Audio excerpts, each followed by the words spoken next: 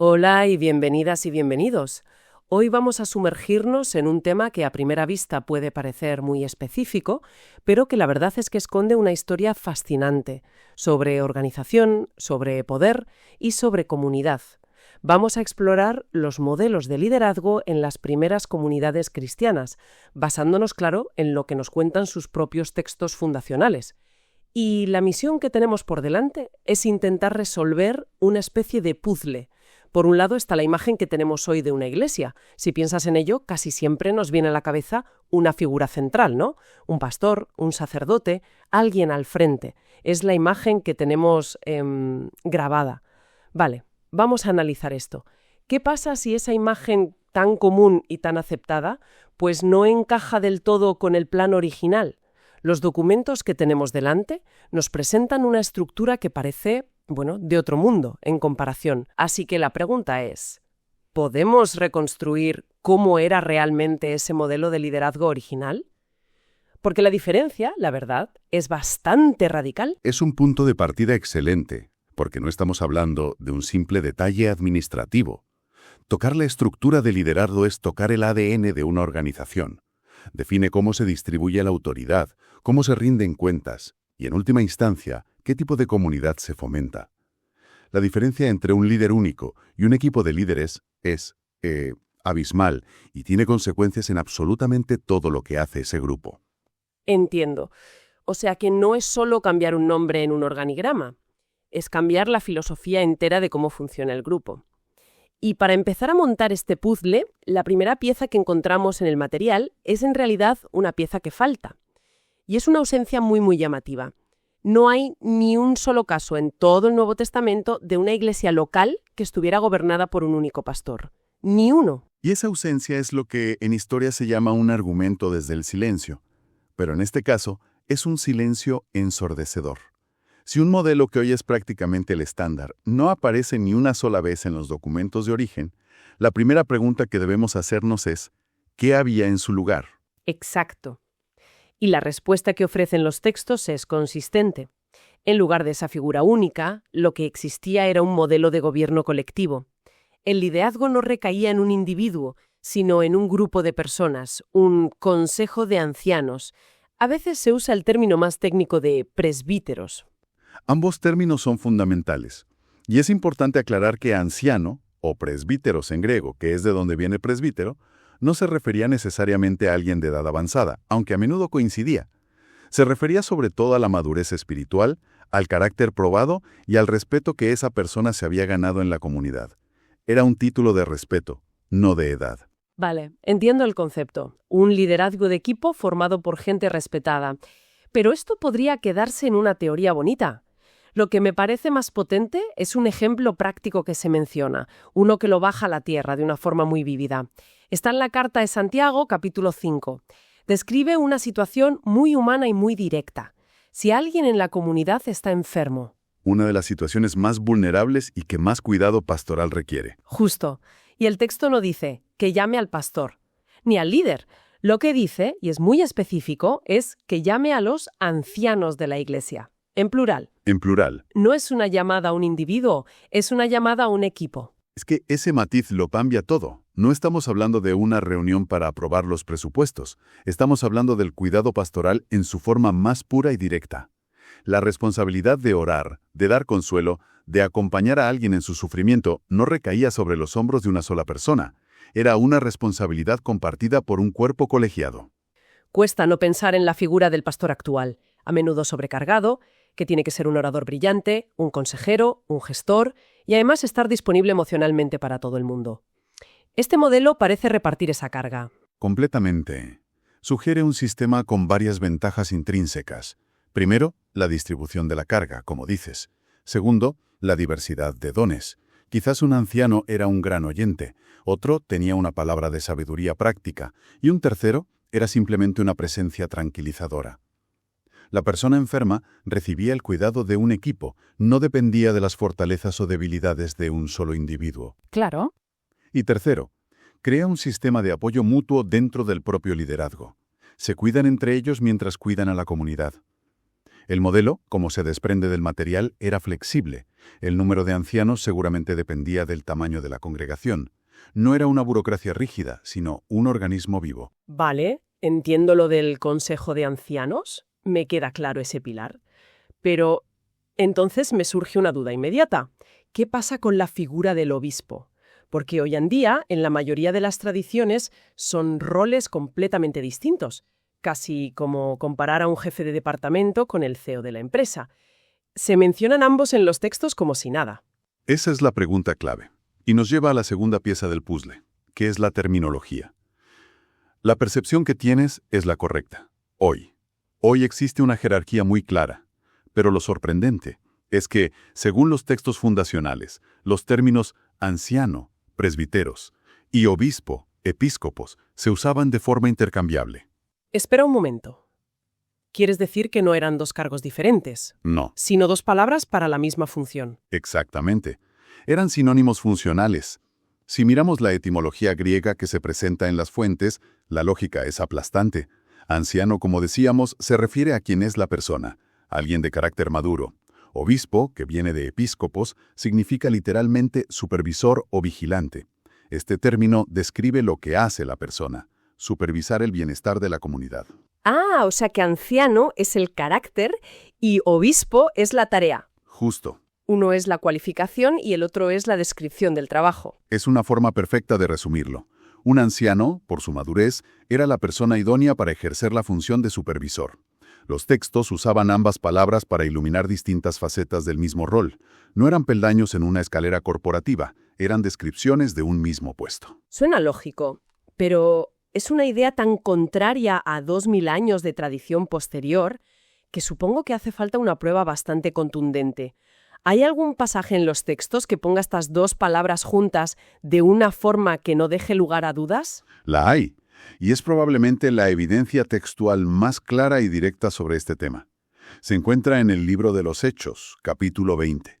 La cena es muy emotiva. El apóstol Pablo está de viaje y, desde la ciudad de Mileto, manda un recado. Pide que vengan a verle los líderes de la iglesia de la cercana Éfeso, porque sabe que es la última vez que los verá. De acuerdo, una reunión de despedida con el equipo de liderazgo. Exacto. Y el texto, en el versículo 17, es muy claro al identificar a quienes convoca. Dice que hizo venir a los ancianos de la iglesia. Hasta aquí, todo encaja con el modelo del Consejo de Ancianos que hemos hablado. Correcto. Llama a los presbiteroi. Pero aquí viene lo interesante. Unos versículos más adelante, en el 28, Pablo les da su discurso de despedida, y dirigiéndose a ese mismo grupo, a esos ancianos que tiene delante, les dice: Por tanto, mirad por vosotros y por todo el rebaño en que el Espíritu Santo os ha puesto por obispos. En griego, episcopoi. Un momento, repite eso, en la misma conversación, al mismo grupo de gente. En la misma conversación. No es que lo diga en una carta años después o que se refiera a otra iglesia. Es en el mismo discurso. Primero los identifica como ancianos y luego les dice que su función es ser obispos o supervisores. En la misma escena, en el mismo discurso, a las mismas personas. Es una conexión directa e inequívoca. Vaya, eso es. Increíblemente directo. No deja mucho espacio para la interpretación, ¿verdad? Es como si el entrenador de un equipo reúne a sus veteranos y les dice: vuestra función es ser los capitanes en el campo. Veterano y capitán serían la misma gente. La analogía es perfecta. Ese pasaje, por sí solo, desmonta por completo la idea de que en el origen existiera una jerarquía entre ambos cargos. Demuestra que los ancianos de Éfeso eran los obispos de Éfeso. No había un obispo por encima del Consejo de Ancianos. El Consejo de Ancianos era el cuerpo de supervisores. Esto es muy chocante, porque si los textos son tan claros en que anciano y obispo eran lo mismo, la pregunta del millón es inevitable. ¿Cómo es posible que hoy sean roles tan radicalmente diferentes? Algo tuvo que pasar en la historia para que se produjera esa separación. ¿Dan los documentos alguna pista sobre cuándo empezó a gestarse este cambio? Sí, el material es bastante claro en este punto. Señala que esta estructura de liderazgo plural y con términos intercambiables es la que domina todo el primer siglo. El concepto de un obispo monárquico, es decir, un único obispo como una figura superior con autoridad sobre los presbíteros de una ciudad o región, no empieza a aparecer en los registros históricos hasta bien avanzado el siglo II. O sea, más de 100 años después de que se escribieran estos textos. No fue un cambio de la noche a la mañana. Para nada. Fue una evolución organizativa gradual.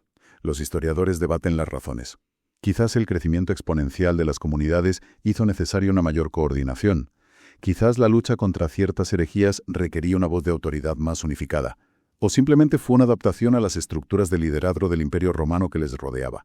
Sea cual sea la razón, fue una adaptación posterior, no el diseño original. Entonces, si unimos todas las piezas del puzzle, el modelo que hoy vemos tan extendido, de un pastor único, o la jerarquía de obispo-presbítero, según este análisis, no es el punto de partida, sino el resultado de un largo camino de evolución histórica influido por lo que el material llama razones denominacionales de cada tradición. Esa es la conclusión.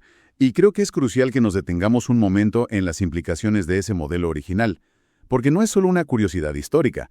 Un liderazgo colectivo como el que hemos descrito lleva implícitos unos principios de organización muy potentes. Vale, exploremos eso. Si tuviéramos que imaginar cómo sería trabajar o formar parte de una comunidad así, ¿qué diferencias notaríamos? La primera y más obvia es la autoridad compartida. Las decisiones importantes no dependen del carisma, la visión o el estado de ánimo de una sola persona. Se debaten, se contrastan y se toman en equipo. Esto, por definición, crea un sistema de pesos y contrapesos que protege a la comunidad de errores graves o de posibles abusos de poder. Es mucho más difícil que una mala idea prospere si tiene que pasar el filtro de varias personas maduras. Tiene sentido. Evita el síndrome del líder solitario. Totalmente. Y eso los lleva a la segunda implicación, la rendición de cuentas mutua. En un modelo de pastor único, la pregunta siempre es ¿quién supervisa al supervisor? En un consejo de pares, los líderes se rinden cuentas unos a otros constantemente. Son compañeros de equipo, no empleados de un jefe. Esto fomenta la humildad y la transparencia. Y supongo que también una mayor riqueza de perspectivas. Sin duda, esa es la tercera gran implicación. La pluralidad de dones. Ninguna persona es perfecta. No se puede esperar que un solo individuo sea a la vez un gran predicador, un consejero empático, un administrador meticuloso y un estratega visionario. Es una receta para el agotamiento y la mediocridad. Un modelo de equipo permite que cada persona aporte desde su fortaleza. Uno será brillante en la enseñanza, otro tendrá una habilidad especial para el trato personal, otro será un genio de la organización. La comunidad no recibe los dones de una sola persona, sino la suma de los dones de todo un equipo. Cuesta no pensar en cómo cambiaría la dinámica de muchas organizaciones hoy, no solo iglesias, si este principio de liderazgo plural se aplicara más. Se habla constantemente del burnout de los líderes, del agotamiento, y este modelo parece un antídoto diseñado hace 2000 años. Es una reflexión muy pertinente, porque, aunque este análisis se centra en un contexto muy específico, los principios sobre la dinámica de grupo son universales. Y quiero aclarar algo. El objetivo de este análisis no es emitir un juicio de valor y decir que un modelo es bueno y otro malo en términos absolutos. Las organizaciones evolucionan. Lo que se busca es constatar una diferencia objetiva y profunda entre el patrón que se ve en los textos fundacionales y muchas de las prácticas que se desarrollaron después. Es una diferencia fundamental en la filosofía del poder y la organización. ¿De acuerdo? Creo que el puzzle está bastante completo.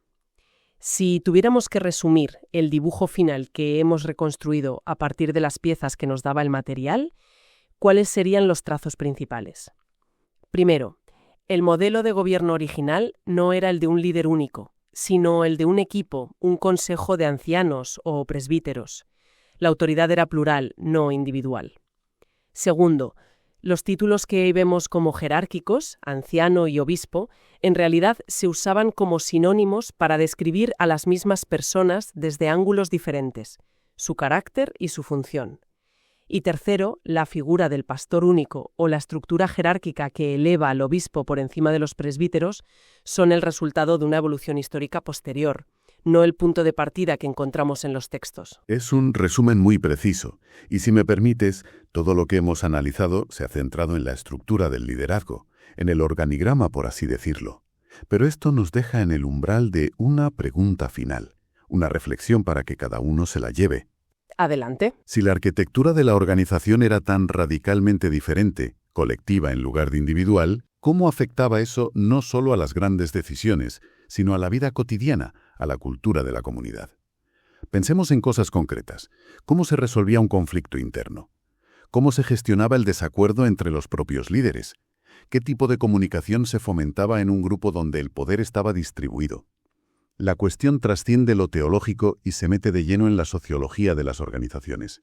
Nos obliga a pensar que cambiar la estructura de un jefe a un equipo no solo cambia a quien firma los cheques, sino que potencialmente cambia la forma en que la gente habla, confía, discrepa y colabora. No es solo una pregunta sobre quién lidera, sino sobre qué tipo de comunidad humana se construye a partir de esa forma de liderar. Muchísimas gracias por acompañarnos hoy. Nos vemos en el próximo episodio. Gracias, hasta pronto.